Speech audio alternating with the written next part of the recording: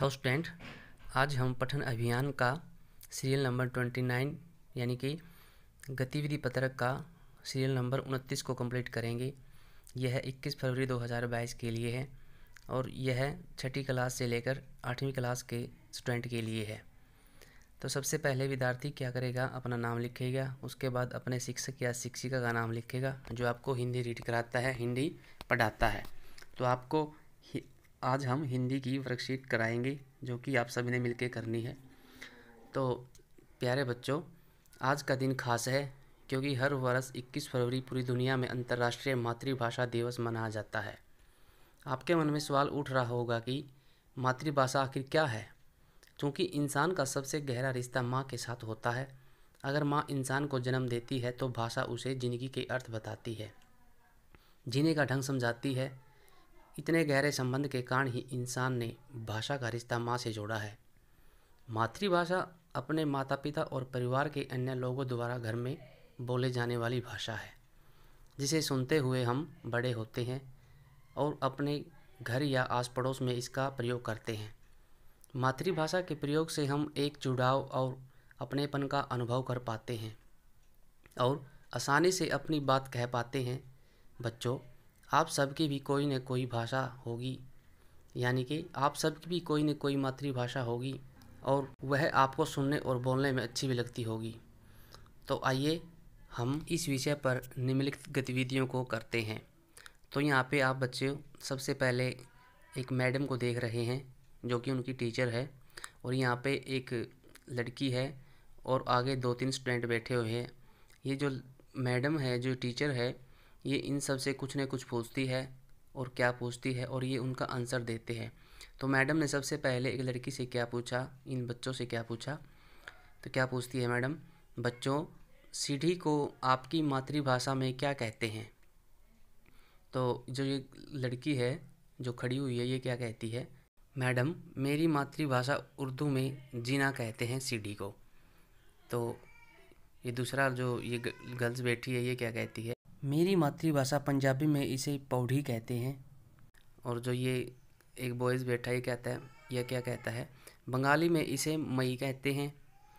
और जो ये लड़की बैठी है लास्ट में, क्या कहती है, मेरी गढ़वाली भाषा में इसे पैड़ी कहते हैं।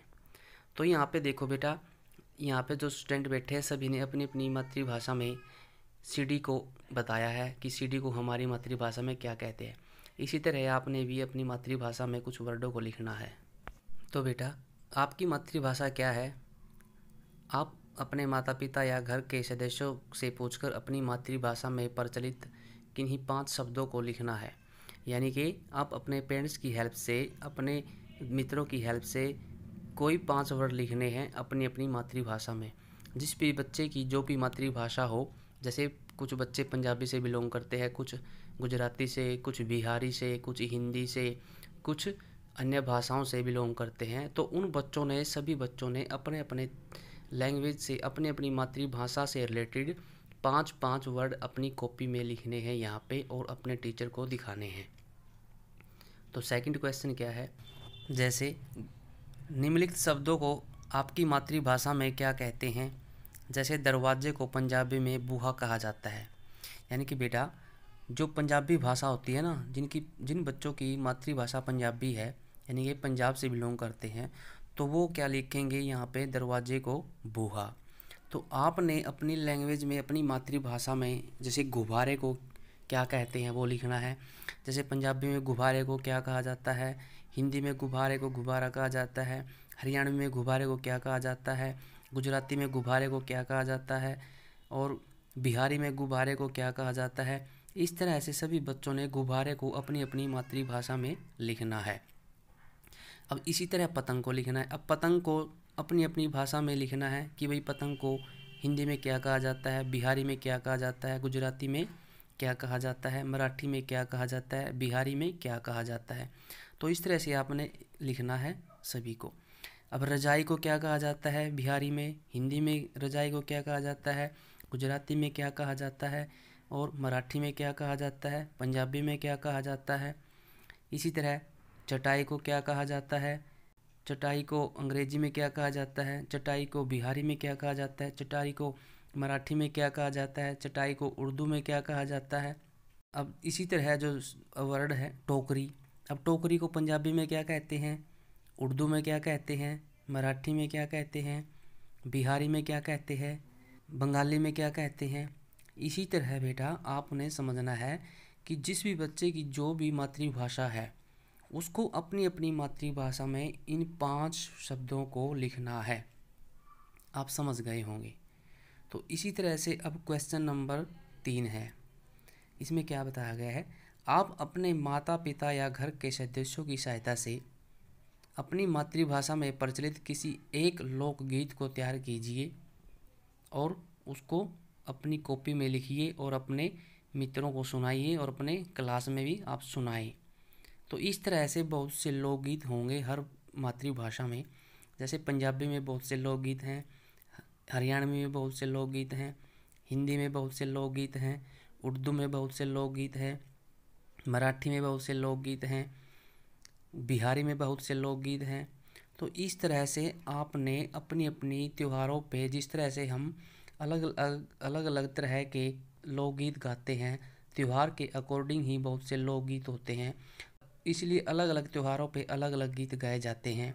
जैसे शादी में अलग गीत गाए जाते हैं, तीज पे अलग गीत गाए जाते हैं, दिवाली के दौरान अलग गीत गाए जाते हैं, और अन्य भी जो और बहुत से जो हमारे तीज त्यौहार होते हैं उन पे हम अलग अलग तरह के गीत गाए जाते हैं।